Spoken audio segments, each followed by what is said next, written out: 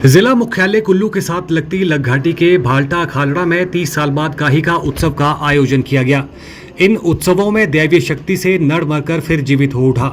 नर जीवित होते ही माहौल श्री नारायण के जयकारों से गूंज उठा। भाल्टी में देवता भाल्टी नारायण के हरियाण क्षेत्र में उत्सव हुआ। इस उत्सव में अशोक कुमार ने नर की भूमिका निभाई। उधर खालड़ा में कालूराम ने नर की भूमिका निभाई।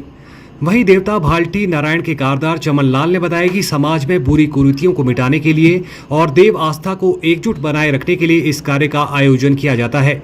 उन्होंने कहा कि इस देवता की विशेष महत्वता है कि वे स्वयं ही अकेले काइका को मनाते हैं और नर को स्वयं ही जीवित करवाते हैं। ये काइका जो 2023 में मनाया जा रहा है, ये काइका जो है समाज की कुरीतियों को मिटाने के लिए और देव आस्था को इकट्ठा करने के लिए, देव आस्था जो बनाए रखते हैं उसके लिए बनाया जा रहा है।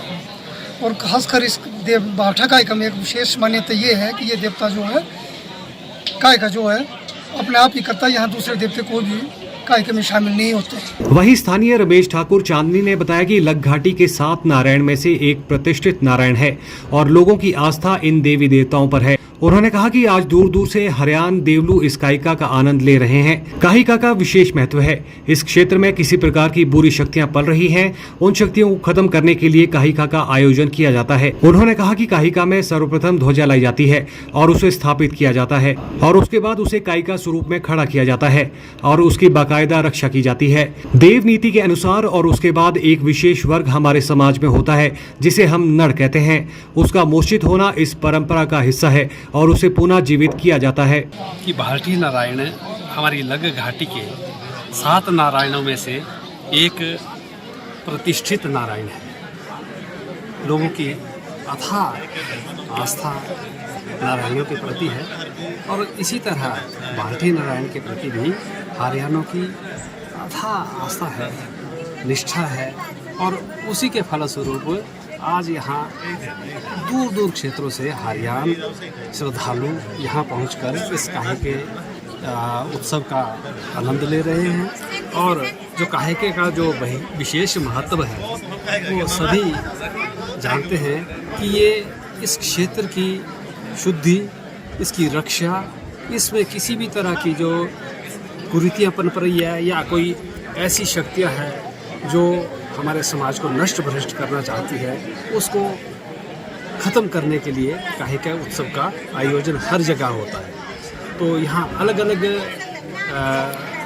फेज़ में, अलग अलग क्रम में जो है काहिका का समापन होता है, जिसमें ध्वजारोहण होता, पहले ध्वजा लाई जाती है, उसको स्थापित किया जाता है और उसके पश्चात जो है काहिके को स्वरूप खड़ा किया जाता है, उसकी बाकायदा रक्षा की जाती है देव नीति के अनुसार।